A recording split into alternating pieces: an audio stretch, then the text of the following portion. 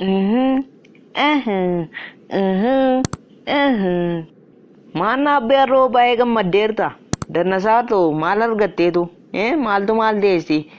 Natti hime. Dhiigii koo ishee ol dhiisnee ol lolleellisiin jedhe sana beektanii ishee na harsuudhaaf itti maal gooti beektaa? Gurbaatee tokko dhungachaa suuraa kaatii na ergiti. Innaanan immoo abbaa isheetiif erge. Nan godheef kan ammaa gammachuu keessaa gammachuu addaa walee godhe. Maal abbee akka irraa gammadee hin beeku. Sena meeshaamee horofan gaaffii wayis gaafachuu barbaadee ture.